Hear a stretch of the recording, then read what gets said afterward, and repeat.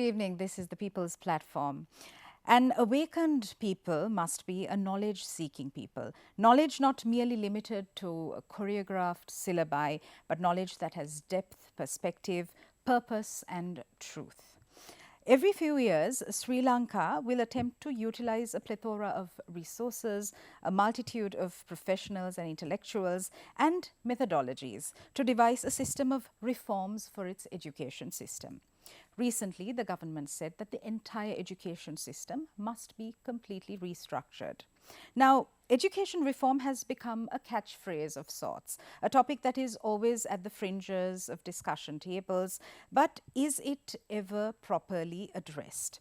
Today's dialogue is with Professor Arjuna Parakrama, Senior Professor, University of Peradeniya. Good evening and welcome, Professor. Good evening, Sonali. Good to have you. Now, Professor, before embarking on a process of reform in education, there are key questions that need to be posed. Why are these reforms needed? What is it that is to be reformed? And if these basic questions are not asked, we run the risk of ending up with either piecemeal changes or changes which don't address the root causes of issues. Speak to us about whether these conversations are being had in Sri Lanka. I think that's a very, very crucial question, Sonali. I think if we don't look at why we want the reforms, if we don't look at the epistemology, if you will, the sort of theory of knowledge, if you will, for the reforms, for whom, why and what point, then we are doomed to repeat our history. These kinds of conversations are much fewer and much more isolated than the larger conversations. You know, it seems to me what we do is we fixate on a reform and say, okay, we are going to reform this, and then we say grade 1, grade 2, grade 3, university and so on, rather than looking at the questions. Let us take a few questions and see, then I think the audience will know why these are not being. For example, if we take a reform and we ask ourselves, is the education we are seeking a purely instrumental one? Is it for a purpose, a direct purpose, i.e. employment? So, if it is only for employment, then of course, we will have to restructure lots of things, because then we have to look to the economy and say, what does the economy want? So, if the economy wants masons and carpenters, then education must be geared to that. So, clearly that is not quite what we are doing. So, there is an instrumental element, but education is also for citizenship. Education is for people to be aware, them to understand realities, to respond, to be active, to engage, and to create the kind of values that we pride our society on having, the value of tolerance, of the rule of law, all of those things. So, if we try to look at only one aspect, that is I think the focus of much of these reforms has been that particular thing. We have unemployed graduates, we have people who have not have passed the A level or not entered university, and therefore, where are they going? So, that kind of issue. So, we focus on that without asking the bigger questions that you raised. Then you realize that there is a particular role for instrumental education, education that needs to be geared to employment of certain kinds, and that needs to be very sensitive to the changes in the economy and all of that. But there is also a core set of values and a set of principles in education that we need to have, no matter what they do. Whether one is an engineer, an entrepreneur, a teacher, a doctor, there are certain values that education needs to inculcate, and these values I think are what have been missing for a time, and because we have lost sight of that particular role. So, again to reiterate, that particular discussion does not even obtain even in the sort of the National Institute of Education, which does this stuff, and the National Education Commission. It is the role of the National Education Commission, I think, to set it out. And I think in 2016, there was a very important document that they brought out, which actually identified these things, education of reconciliation, education of values, for tolerance, for understanding and so on. But that does not get translated into the curriculum in the school. It does not get, more important than that, it does not get translated into the processes in which education is dispensed. It is dealt with in the system. So, if you have an archaic, insensitive, skewed, hierarchical system of delivery, it is arguable that whatever you have will not work. I mean, you understand, if the bucket you hold has a hole in it, then even if you put the best water in the world, it's going to spill out before you go and water your plants or whatever it is.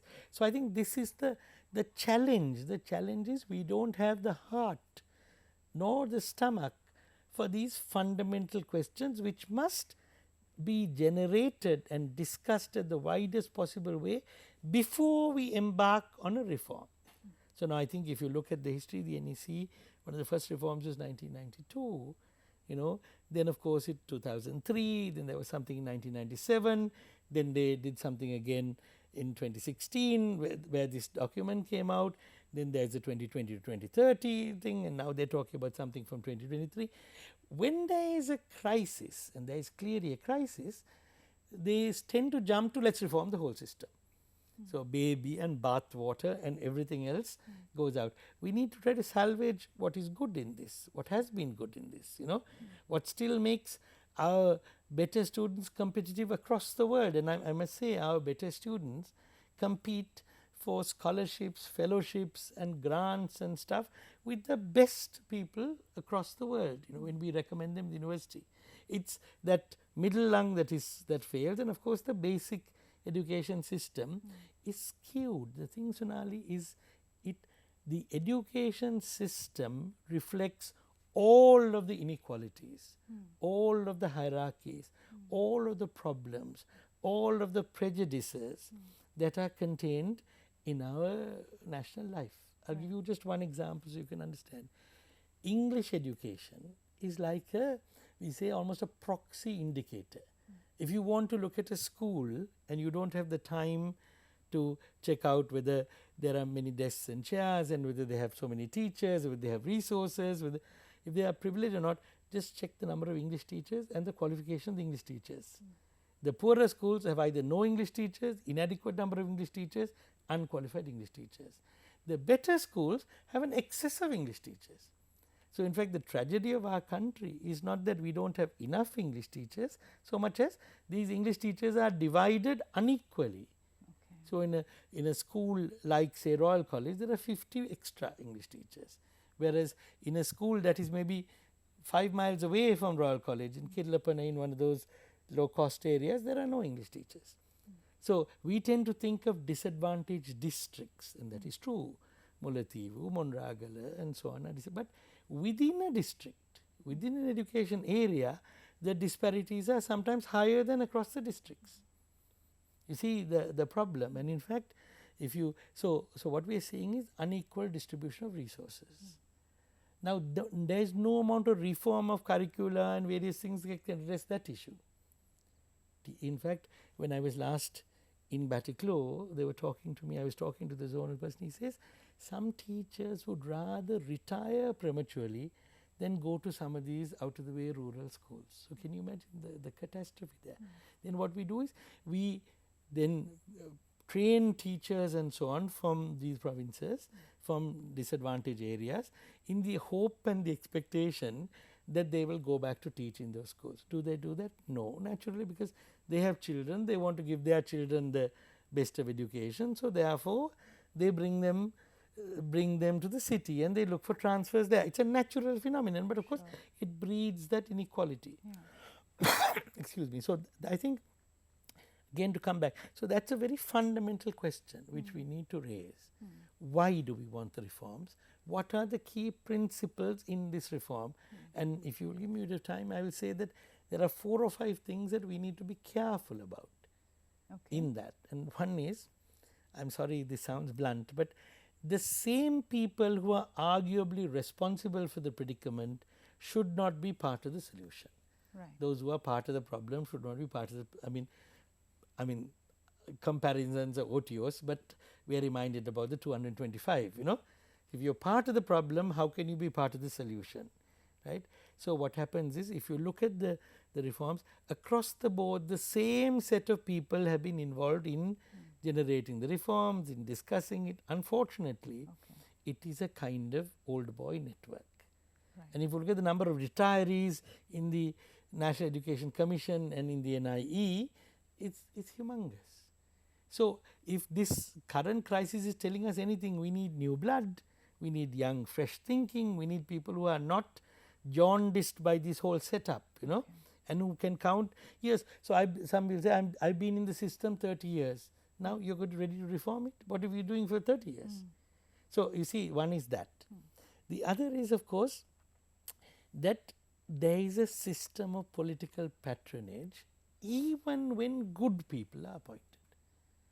Now let us imagine that I am the most suitable person, one of the most suitable people, but if I am appointed by a political agent, a minister, then I am beholden to that person. So the fact that I merit this is then vitiated, is weakened by the fact that I owe it to this person, the appointment. So therefore, I am not able to do the work I should do and I can do because of that system of patronage, and that I think is the biggest issue in all of our institutions. So to reiterate, I think education mirrors some of the biggest social problems we have. But I want to say something positive, that I think that a crisis, and we have all kinds of crises now, a crisis is also a very productive thing, because a crisis allows us to focus on things that we would have ignored otherwise. The example I give many of my students is, when the electricity is working, a little child thinks if you put the switch, the magic is in the switch. So electricity resides in the switch. But our children in Sri Lanka knows it does not reside in the switch, because your power cuts, power failures, all kinds of things. So they know it's more complicated. The breakdown of the system allows us to examine the system to see how it works. So I think this crisis is a crisis not only in education, but crisis as education. So the crisis will provoke us to see what is it, where have we failed the younger generation, where have we failed in terms of their aspirations, in terms of other kinds of things. So it's time that we ask them at various tiers to be the spokespersons of this, not have the same old network of people to generate the reform. So the first thing is, can't be the same old set of people, however good they are. And it can't be generated by political patronage, however reasonable the appointment is. See, and then again, I think over and above that, again, we have to be very clear that the process is an outcome. I mean, is that clear? It seems to me. So the process of generating the reform is itself an outcome. The process means groups must talk about it, schools must talk about it. That's an outcome, because then they are discussing. The crisis then becomes something that they talk about. Okay, so what is it that you like about your school system? What is it that you don't like, and so on. So so you might finally take only 20 proposals into your reform, but that process has already generated the kind of empowering setup. Fantastic. Professor, let's also talk about the abysmal budgetary allocation for education. Continuous governments have made this mistake. How must we fix this? I mean, it's common sense, but apparently not. Yes, I think that is a really key issue. The issue is that if you look at all of the developed countries, what they spend on education is much higher than what we do. We have been declining. In fact, we pride ourselves after the Kannangara reforms that we have free education. That actually, even that is disappearing. We only now have the minimal coverage of recurrent expenditures, and some capital expenditure stuff. But students have to pay for all kinds of things. They have to pay for desks and stuff, and it goes from the sublime to the ridiculous. It goes from some donations they have to give to actually bribery and corruption. Yeah. So I think the problem is, yes, this is again the short-sightedness. If we realize that education, even to use the neoliberal discussion, is an investment, you got to invest. If you keep declining, then the quality of education will go down. More and more students will go to other kinds of schools. They'll leave the system. So we are losing on the long term, right? So it's abysmal. We need to actually see how education expenditure needs to be increased, but it needs to be increased, I think, in this way. We think that just because at the university entrance we have these, standardization where they sort of the district quota kind of thing, that does not mean that we should not develop those districts and those areas. This becomes an alibi. The fact that you're taking some people from outside for these privileged subjects, science subjects and so on.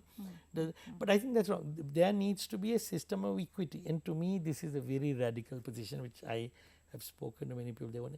I think the only way to solve this inequality thing. So we have a global picture in the Sri Lankan global situation. Not enough is spent. Within that, hugely skewed and unequal expenditures for privileged schools. Right. National schools, again key national schools, and so those get the budget from the central government. The others have the budgets from the provinces. So there is so I think the only way to, so the first one of course is increase your education budget, make it realistic. As you say, every school must have libraries, there must be training for teachers, there must be other resources and so on, recreation, all kinds of things. Students must have proper toilets. I mean, if you look at the system, and the records are frightening, the number of schools that don't even have adequate toilets. Yeah. That students can't conduct classes when there are floods or because of elephants and all kinds of, we've seen a number of things. The number of schools that have never had an English teacher, never had a science teacher, never. And then we make it a requirement, as you know, for law, in order to enter the law faculty in Colombo, you need a credit to the O level, at least that was the system. Now, these students who have done very well first in the district, second in the district, can't enter because they have never had an English teacher. So, therefore, they have never passed English at the O level. So, can you see the disparity? Yeah. So, the point is, so we need to sort that out. But within this, the inequality and the disparity that some single schools get more than entire districts in terms of their resource allocation. Over and above that, all boys and all girls can contribute, so they are very powerful kinds of groups. So, you can see the inequality. So, I would say the best and only way to solve that is to have a lottery for admission at year 1, an entire lottery. So, whether you get into Royal College or to Kellapana Vidyalaya depends on lottery. So, if that happens, parents will make sure that Kellapana Vidyalaya or whatever those other schools will improve.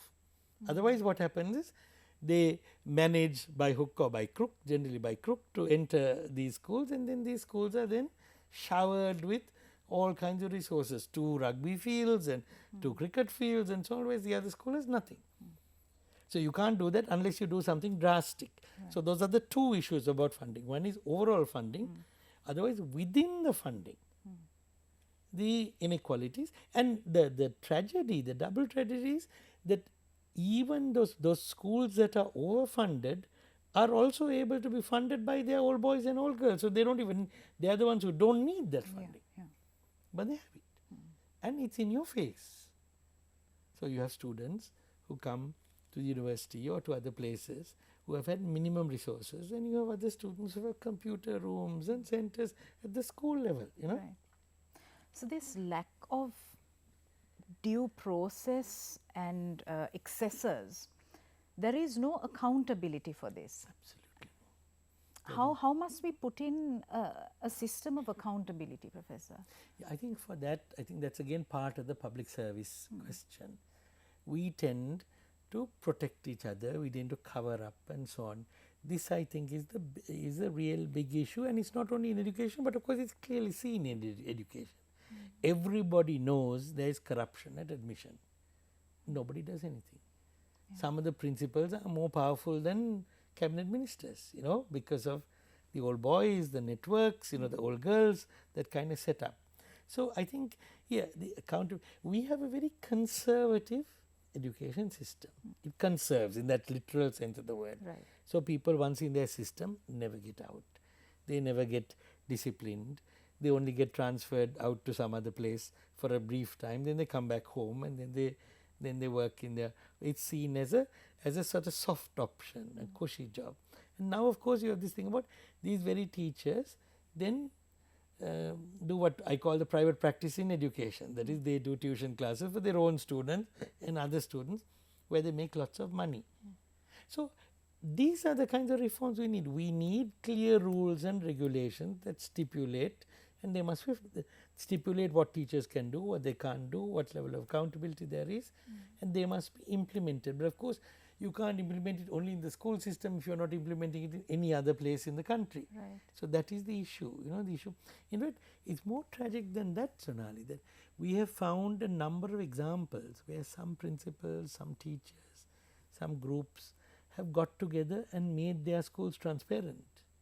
Okay. And you know what happens? They get transferred out, almost a punishment transfer, because the system can't cope with one clean apple, because everything else is rotten. It's not the normally you talk about the one rotten apple that spoils this. Right. Here the one clean apple is the one that the system can't cope with. In fact, that's what I actually was talking to somebody who had retired now, but he had done an excellent program of bringing English into this a remote school, a rural school. I went and talked to him and he said, don't even talk to me about that. They harassed me, they did all kinds of things. Finally, they transferred me and they made me give up the service. Right. The reason was, by my doing this work, I was pointing the finger in effect at other people who don't do this work. So, therefore, the crime in the public sector in general, and I am generalizing of course, is working. So, you see we can't devise a system of accountability only for the education. Parents need to get involved, but there again you have very active parents who are empowered and who can talk to the minister or somebody else and so on. And then you have the rural parents or the parents who are disempowered, to whom this situation is a major factor. They are sort of beholden to the teachers. The principal is like a king in those areas and does all kinds of things as he or she wants. And there are wonderful examples of small schools that are thriving. But then again, there is efficiency model. See, so these rationalized efficiency model is small schools are not efficient. So close them down and bring them into larger schools. I'll give you an example. There is a school, I won't mention the area, but only about 8 to 10 students. So that's not efficient. So then in terms of World Bank and other kinds of things, they'll say, how can you have 3 teachers and 8 students?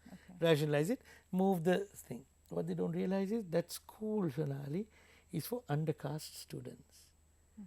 The upper caste, so-called upper caste, won't go to that school. They don't want their students, their children mixing with this group either.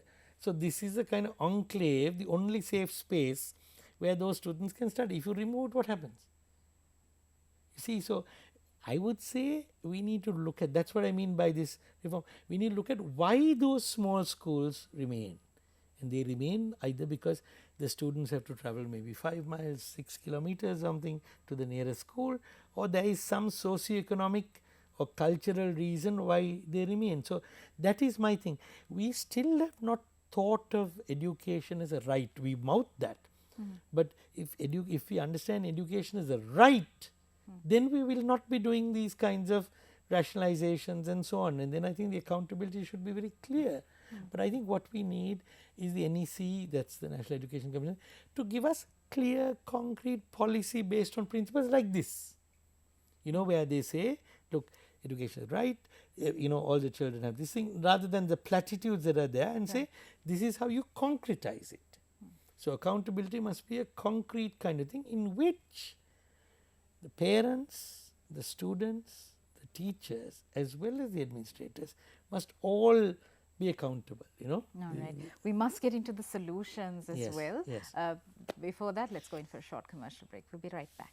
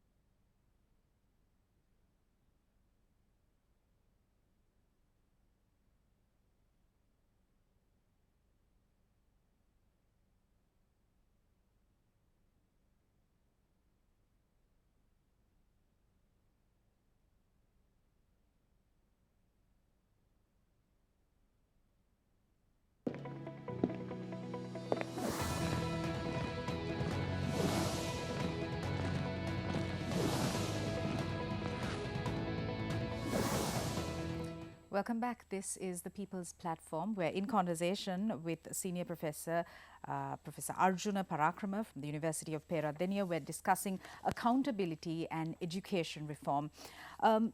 Professor, something that that has always fascinated me is the fact that we have students who are well versed in mathematical theorems and science and all of these things, but at times I feel like they lack education in empathy, in kindness, tolerance, self-awareness, and I feel like the education system must somehow incorporate these.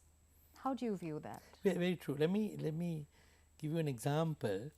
Wittgenstein, Ludwig Wittgenstein, the philosopher in Culture and Value, he says this. He says, our children learn that water is made of oxygen and hydrogen, and that sugar is carbon and hydrogen.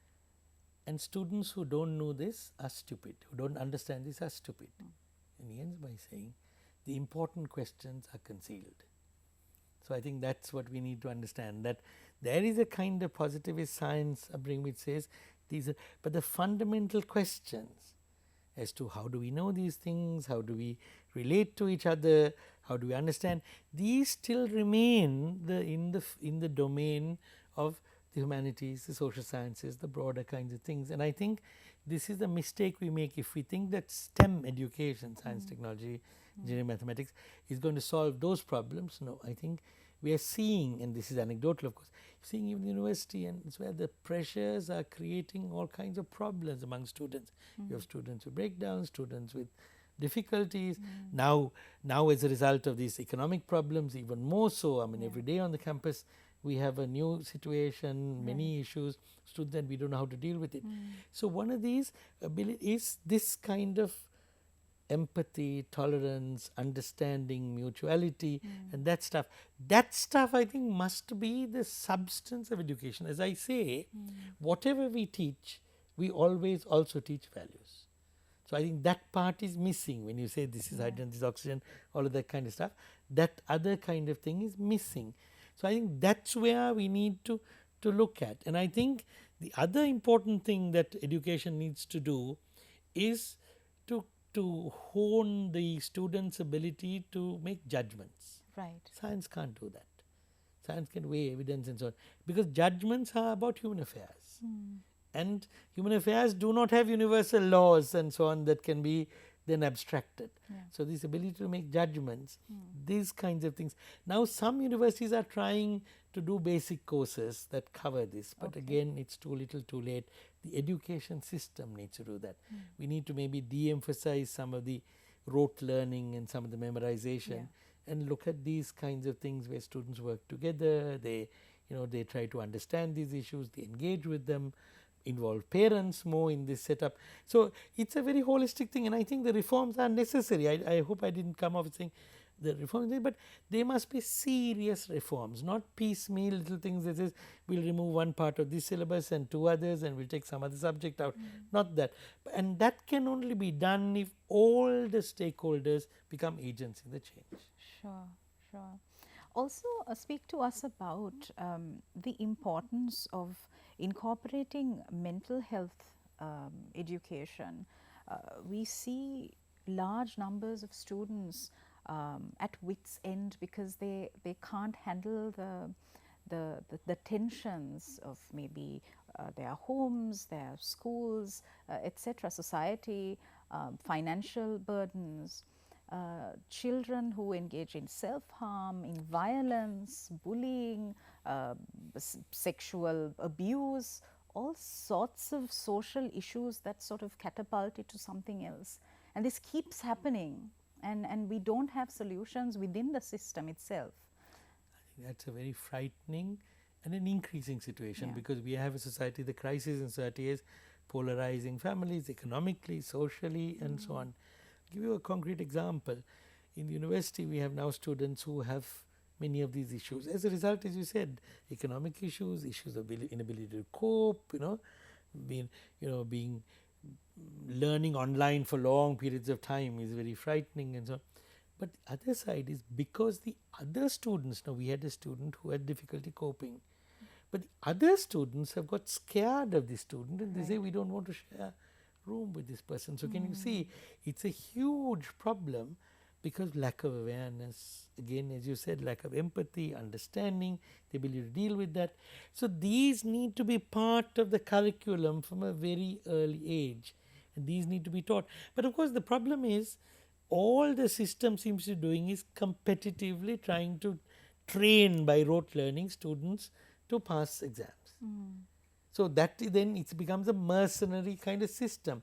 As I tell my students, so what we get is the good students are really the bad students, in the sense those who have learned to memorize and do all of this stuff, and the bad students are perhaps good students because they are doing other kinds of things. So we have done that. We really need, I mean, I'm very glad that you focused on that. We need to try to understand mental. Our cultures also don't appropriate that. No, our cultures also think of you broke a leg, pow, and whatever. But you're unhappy. That's what is it. Come on, be a man, be a woman, do something else. Forget about this. What is that? Cheer up. So you can see how we don't even have the cultural resources to be able to address that kind of issue. The stigma is still the stigma is bad. Yeah. So that's a priority. That's clearly something was true. But again, as I said, because the same people who have done this system for 30 years, they are still looking for solutions within that system. Right. If we try to tie in all of these issues that we discussed over the past 30 minutes, Professor, how must we now look to solutions? You said that all stakeholders must be consulted, and you mean the students as well, right? Absolutely, yes. Yeah, the students as well, and you spoke about how young blood also needs to come in. How does this tie in with the policymakers? Right, I think, yeah, so that accountability is important. But I think, let me say one more thing first. You can't just, it's not easy to involve all the stakeholders right from the get-go, because there's a hierarchy and so on. Sure. We need to nurture what we call a safe space and an enabling environment where the students, stakeholders, poorer parents, richer parents, others, junior teachers, senior teachers can get involved. So that safe environment should be the class, right? That enabling environment, that safe space where people don't feel bad to voice their opinion, to be able to say something that is contradictory and so on. Now that is not there at all, so we need to rethink our classrooms, because we fill it with every single moment is a period and something you have to learn. Even 2 minutes later, there should be time to to reflect, to ponder and so on. Now in terms of the policymakers, the point I've been making over and over again, I'm sorry if this becomes controversial, is we have those who create policy as a result of political and various kinds of things, and those who implement it. Right. That technical, that intermediary group that actually designs what is possible in terms of policy, that says these are the kinds of examples we have in these countries, and then provides input to, say, parliament or the ministers and so on, that group is non-existent here. Okay. What we have is a bunch of lackeys in general who implement. Let me give you an example. The trilingual policy, the previous, the Rajapaksa regime, is an excellent policy. The idea that we want to have everybody understand, but in terms of implementation, it was doomed to fail because it did not have the technical buttressing, the kind of examination of it. It was just became a political slogan, and then it didn't happen. So the policy, the between those who formulate the policy and the ground, there needs to be this technical group of people who then see what is possible. They do trials, experiments, action research kinds of things. They look at models that work elsewhere. So actually what we should have is the ground level feeding into these technical group of people, these experts and so on from a number of fields. They feed into the ministry, there are policy makers. Right. So instead of which, what happens is you have a policy top down, and then you're told implement it next week, this week, next month, and so on. So then it is doomed. So what we need is a process that goes this way as opposed to something that comes top down. There are fantastic groups of individuals in Sri Lanka, professionals, intellectuals, who are attempting to do some really good work when it comes to policy reform, when it comes to education reform, Yes, of course. even currently. However, do you feel like that work is being done in silos and is therefore not really translating into effective actionability? Where are the gaps and how must we then It's fix again them? that kind of thing. There's excellent work, as you say, Yeah. done in certain areas with certain fields. Certain groups are doing it. Yeah. You know, in terms of kind of the empowerment education stuff, the non-formal education stuff, even the school education stuff. A lot of it is done very well, but it does not feed into that place where the policy is taken, because policy decisions are political. Yeah. You see, so that is an issue. There is no advisory body that then advises, whereas there is a whole discipline in the West where there are these people who, technical people who feed into policy. That is not there. The other thing, of course, is yes, that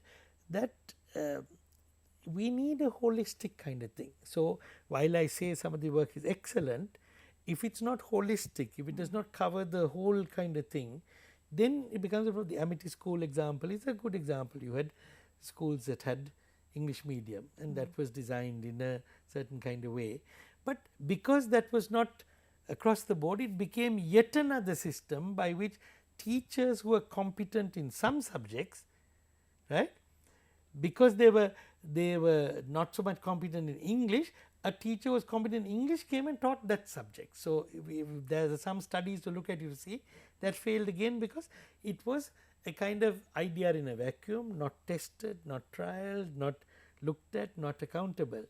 So, good ideas are only as effective as the kind of testing they are put to, the kind of the discussions that surround them.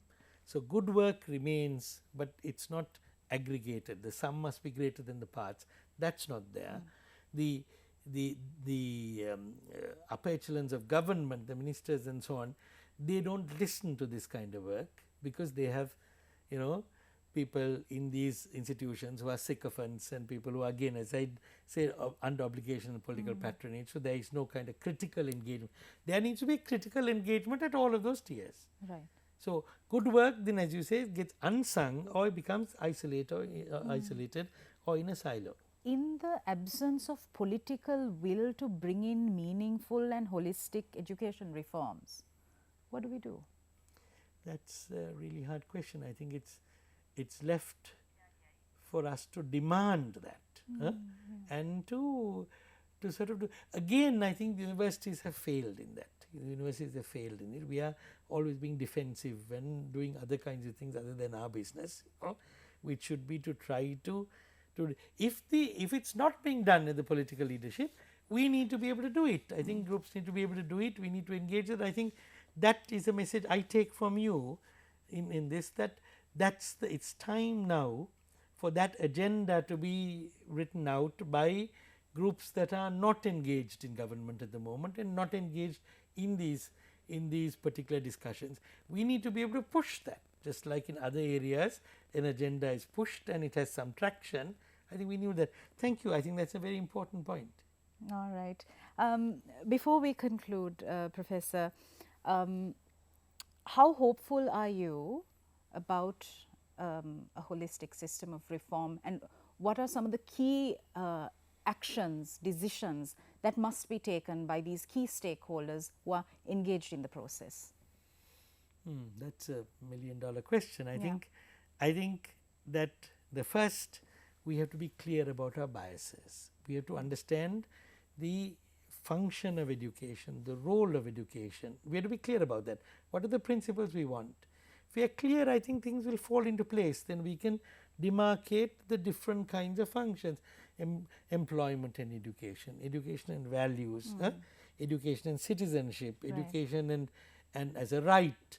So, education and justice. So, once those are clear, I think, and those are demarcated, then I think we have very clear goals that we can achieve in either of them. What happens is some regime comes and we say no, it's education and employment only. So, we forget about all of these other things. then there's a crisis, and then we don't know we need to do this as well.